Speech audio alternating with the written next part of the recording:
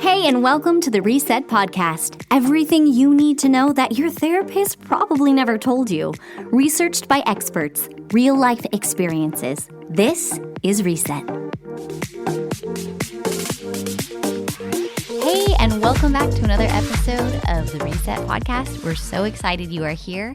Today, we're going to be talking about grounding techniques. You may have heard this and wondered, what is grounding techniques? What is this? So these are things that are going to help you when you are anxious or you are even do you feel like depression? Feeling down, or even I think about some people feel like a feeling of depersonalization, like they don't feel like they're themselves, or maybe the environment or the situation is just so overwhelming. Like, how do I kind of get away, go to the bathroom for 5 minutes and regroup? Yes. And I think this is such a great tool and skill. I do like how with pop psychology these days, and of course, TikTok and that kind of stuff, how things like grounding and grounding techniques, I love when I talk about it with my clients, because they're like, oh yeah, I saw a video on it last night, and then they start talking about it. I'm like, yeah, that's kind of it.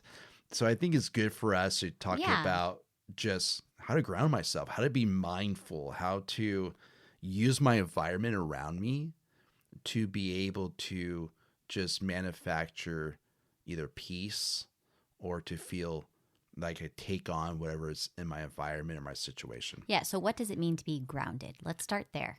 Well, it means the fact is you are, the mood usually elevates you, right? Think about as if you're like a balloon with helium, right? And you're going up, right? And so your emotion is rising up, whether that's anxiety, depression, or feeling overwhelmed, frustration, or maybe, or even anger. Think about people with anger issues.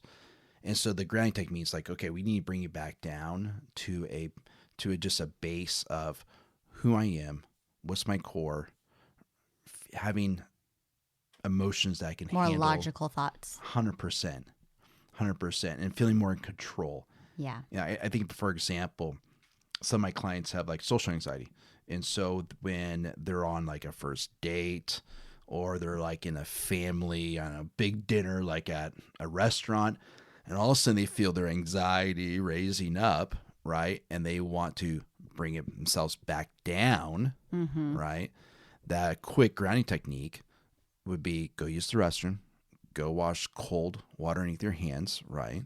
Or get some, an ice cold water, put your hands around that glass. You probably see it sometimes with people who are on first dates who get nervous. They just hold that glass, and the grounding technique of cold. Yeah. And focusing on that cold and thinking about how cold that is, right?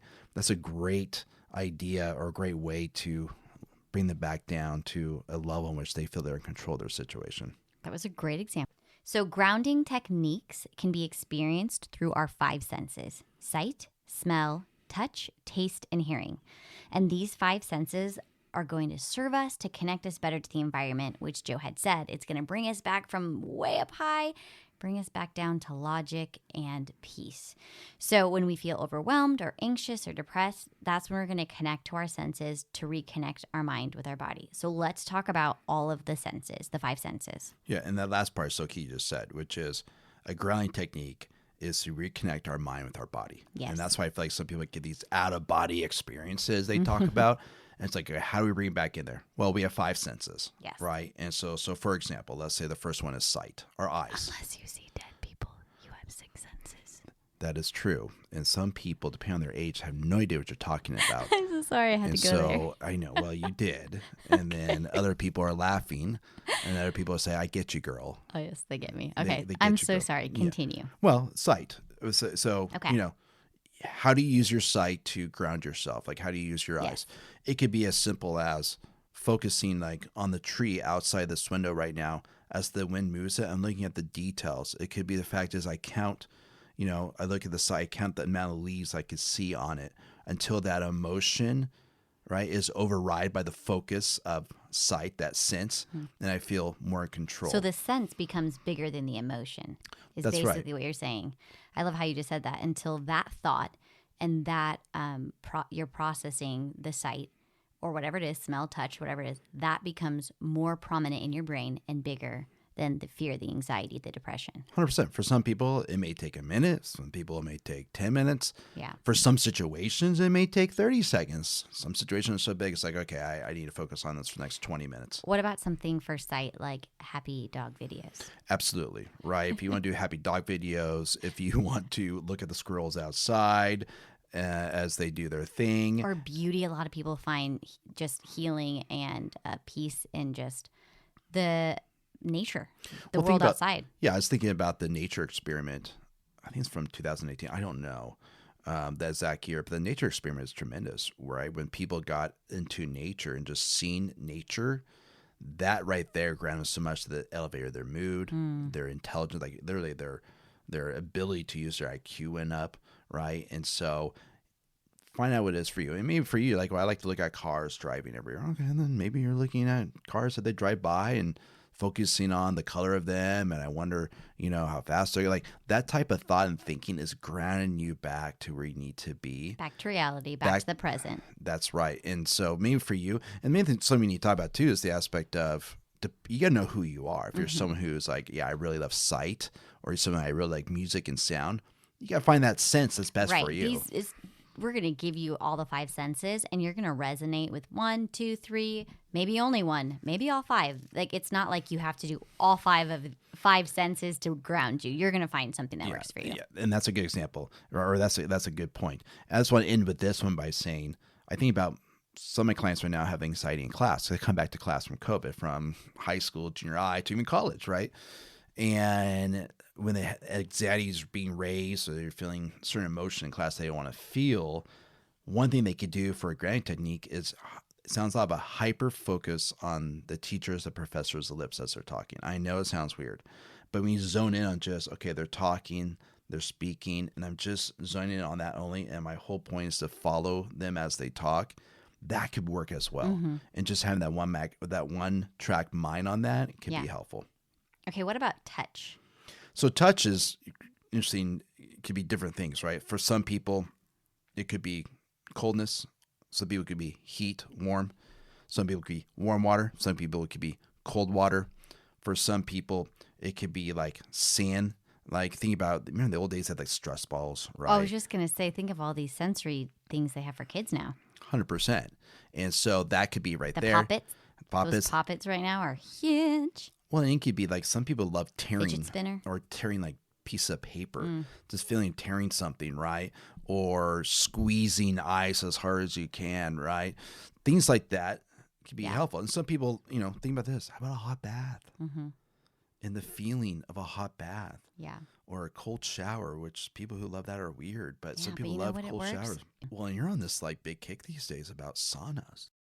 And you want you know what a sauna is. Have you ever been in a sauna? Yes, I've been in several saunas. Thank you. Well, so you want the sauna now, and thinking about how, it's detoxing, I guess, physically, but detoxing emotionally for you as well could be. Probably. Well, and I think for sure our son resonates with touch. He is that kid who has to have something in his hand. We homeschool, so we do a hybrid, and it's kind of neat. The kids are allowed to bring those things to school as long as they're not distracting to other people. They can fidget with something. I'll notice when I'm reading to him out loud or even explaining something, I let him fiddle or fidget with whatever he wants, as long as it's not loud and getting in the way of him listening. He actually tracks better. So it is interesting. You'll see in your own kids, if you're a parent or, boyfriend, girlfriend, spouse, or friends, family members, you'll see naturally what people do without even realizing that they're grounding themselves. It's an interesting thing to kind of explore. Welcome to the part of the show where we talk about what we can learn from animals. Yo, listen up. Did you know animals teach us about life? Like how to be a good husband or wife? Or maybe how to be a good parent or friend? Needless to say, lessons that will help us out in the end. So open up your heart and open up your mind to hear about which animal today that we will find. Today, we are going to be talking about dogs, which is my favorite. I love dogs, and dogs have so many things to teach us. Specifically, we're going to be talking about dogs and their eyes. Tell us more. Well, I'm a huge documentary guy. This is true. And so I was watching a documentary about the evolution of dogs. I'm kind of laughing when I say it, but this sounds like a great Friday night for me, as you know. And towards the end of the documentary, was they're trying to figure out, why is it like dogs bark at people when they have like hats on, or they walk with sunglasses, or like when your own dog can't recognize you and just barks at you? Like, what is going on? And so they found out it has to do with the dog's eyes. And so what they did was they put a dog in front of basically like a movie screen, and they went through pictures of people that look like normal, just healthy people who look like robbers, people who wore hats, different clothes, things like that, right? So different variety of people. And what they would do is they would look at the dog's eyes, and they would also look at the dog's brain waves, right? To see if it gets stimulated, like it's getting riled up, right? Or if the dog's feeling tranquility. And so what they found out is the dog would focus on basically the human's area, where it's just from the nose to the eye, like just that area, right? And if you think about it, it's kind of like for a football player, just the area of the mask, you can see the football player's face, right? Yes. And so they found out is dogs are focused on that. And so when someone comes in and they have squinty eyes, they found out, is the dog gets aroused. It's like, okay, something's happening here. If someone comes in with a hat and they can't see the eyes, the hat's real low, they get very guarded and they get aroused again. When someone comes with sunglasses that they don't know, once again, there we go. And so what they found out as even like dog trainers and that kind of stuff, is so much of communication to a dog is how you use your eyes. Well, guess what? That's the same thing when it comes for us, when it comes to relationships, parenting, job interviews, that your eyes can let me know if you're happy, sad, smiling. It can let me know if you're angry. And how much of emotional intelligence, EQ, in reading the room and understanding what's happening in front of you. Or, it's kind of like when you're on a first date and the person's just not interested. You You got the zone out eyes. The zone out eyes, right? Or you could tell when someone just cried, or you could tell if someone's wanting to cry, right? That how much of our emotional intelligence for us as humans is really in us looking at our eyes, and how important eye contact is. We all teach our kids, right? From day one, just, firm handshake and a good eye contact, right? But it's underestimated. Think about this. For dogs, that's where they really recognize if someone's good or bad, and they're pretty good at it. Mm-hmm. And for us as well, we say these comments like, that person's just got that twinkle in their eye. They just got that it.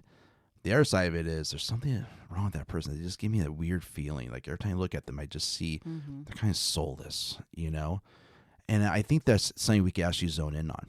That if we want to be better in relationships, if we want to be better in empathy, we need to empathize based on the person's eyes, having good eye contact and recognizing what's going on there, right? But also using our eyes, using our eyebrows, using, expression. Expression is very important, I think, just as leaders, leading our kids, leading our marriages, leading, teammates, things like that. I know with working with quarterbacks, as we talk a lot about using your eyes as leadership in a huddle, because with the mask, there's not much you could do, right? And so your eyes mean a lot. Looking at people in their eyes, using those eyes fiercely at times, right? Or to lead them and show them it's all okay. We got this, right? Mm-hmm. And I think that's very important. I also think often that this is why God made eyebrows, because our eyes would also be less expressive if we did not have eyebrows. Great point. Great point. The eyebrows are just as important, right?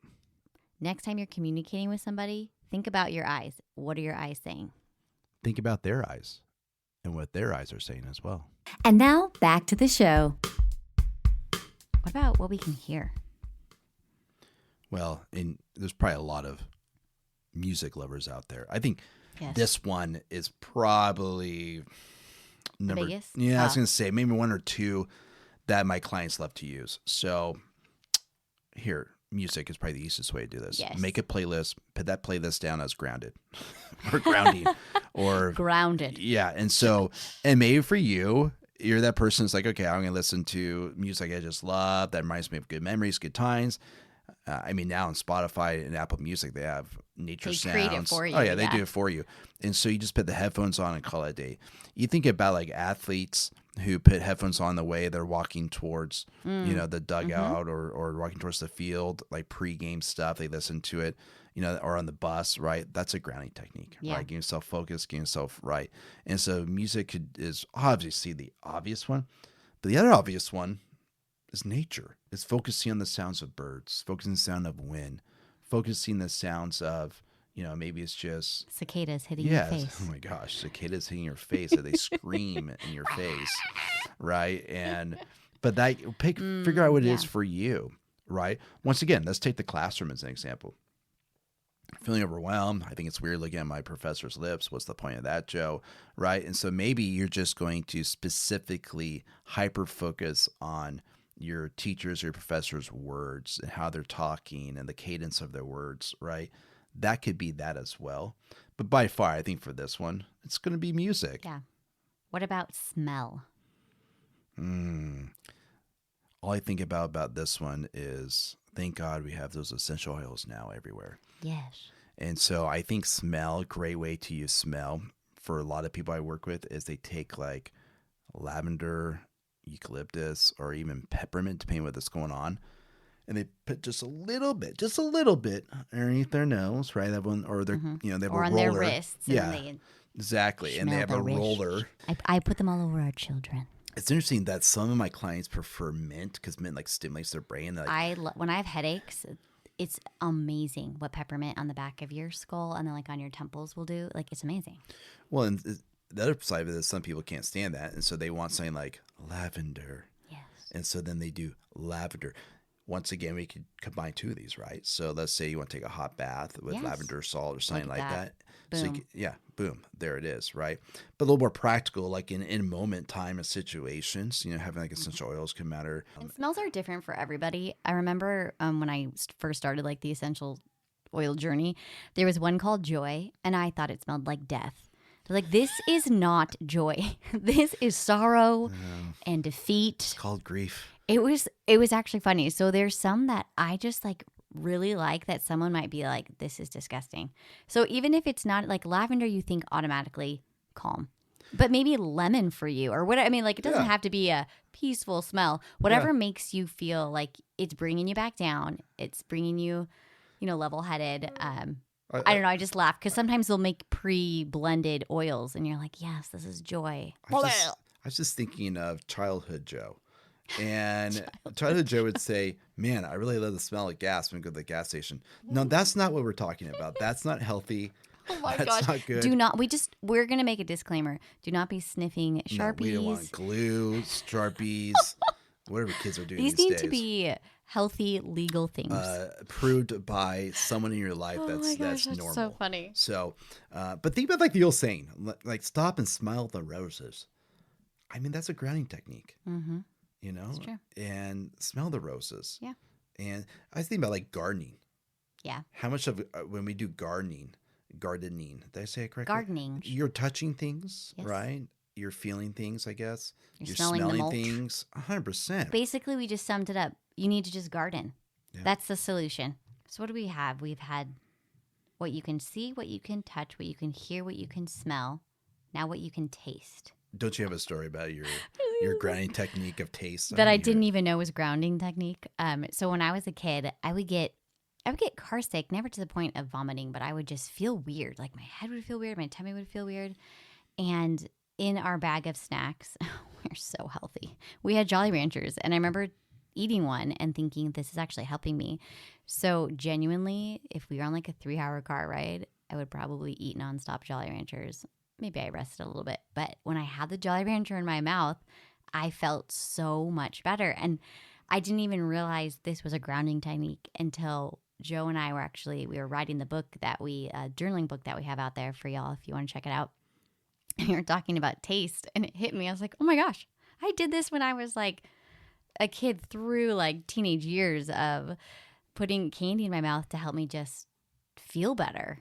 So a lot of times it can be, candy or, what other things would you then tell? I mean, candy is not great for you, and it can rot your teeth. We just got an email from the American Diabetes Association saying stop talking about that. No, I think hilarious. I think Jolly Ranchers are funny. When you brought that up, I think to myself, that's probably a perfect one. You can put it in your mouth, and it takes a while, like probably 20 minutes, right? Then but see, my mind goes elsewhere. It's like, is it true that the green Jolly Rancher makes you cough? I've never heard that. That's Yes. my favorite one. I would only eat the green and the blue. Someone needs to look that up. I actually think there's something out there about there's something green. Really? That's all. But that's all I ate. Do you remember like in That's the hilarious. I think it was the 80s or 90s they came out with Fire. The one Yes. was like so hot. They couldn't do that one. No. That I do not recommend that one No. for a grounding technique. If you had a lemon or a lime in your house, Yep. right, like biting down for a second Sure. to be like, woo. Well, I mean, in this case, it's, you could put, lemon water. Yeah. Whatever gives you a flavor Yeah. that is lasting. But you want to focus on the flavor. That's the whole point of taste. Okay. It's something that you Fair. can, overly focus on and think about, right? And so that's why things are long lasting. Yes. I think for a lot of my clients, what they use for this one, and I actually at times, have to write letters for schools to allow this to happen, is gum, like watermelon gum or is it mint gum, like whatever flavor of choice, and how much is better. I think about my office that I have, I think it's the mango gum. So when people have anxiety attacks or feeling highly overwhelmed, I'm chew that to then, help them, to ground themselves and things like that. The healthy, statement is we don't want you to just throw a ton of Jolly Ranchers in your mouth. Back in the 90s, nobody thought twice about feeding us Kool-Aid and Jolly Ranchers, and now we're a little more educated on that. But there's definitely plenty of more natural, whether it's candy or whatever, or gum is a great one too, for taste. Well, if you think about like for adults or even kids alike, there's a lot of this stuff you just put in your pocket. I always talk about like, okay, grounding techniques is great because you put stuff in your pocket. So if you want to put like say, piece of gum in your pocket, Fidget spinner, you could put a fidget spinner in your pocket. essential oil. You could put essential oil in your pocket. I'm not letting you finish your Right, sentence. no, you're not. You have the opportunity to look around your environment. Put for that to in your happen, pocket? Oh, wait, you 100%. can't really put that in your You can't put the pocket. vitamin in your pocket, but you could create like a coping skill box or a grounding box. If you get Love like that. an old shoe box, and let's say you have a adult or kid or teenager that feels overwhelmed at times, you put that in their room or at nighttime if they have a hard time sleeping, and allow them to use that. But here's a little quick thing Okay. that we could just make it work. Think about 5, 4, 3, 2, 1. And so 5, 4, 3, 2, 1. 5 things you can see, 4 things you can touch, 3 things you can hear, 2 things you can smell, and 1 thing you can taste. And sometimes that's the easy way to do that. 5, 4, 3, 2, 1. And let's say not necessarily for you, but let's say you're helping someone who needs to get grounded. You could tell them that. Or 5 things you can see, or 3 things you can hear, right? Yeah. That's a great way to kind of approach it if you want to. Yeah, so we hope that these will really help you when you're feeling anxious or angry or sad or lonely, whatever you're feeling, that you will take the time to remember the 5, 4, 3, 2, 1 and find whatever resonates with you. Try them. Try different ones. See which one. I connect to different ones in different times too. It is interesting how maybe something you're going through, music will help you more. Or like I said, I'm feeling anxious in the car. Putting a Jolly Rancher or whatever in my mouth is going to make me feel better. So think about trying them all and seeing which one you resonate with, and let us know. We love hearing from you. Let us know which one of these grounding techniques works for you, and maybe give us and other people who comment some ideas, because we love that too. Thanks so much for hanging out with us. For more information and other resources, visit us at theresetgroup.com, and make sure to follow us at The Reset Group on Instagram, Facebook, and TikTok.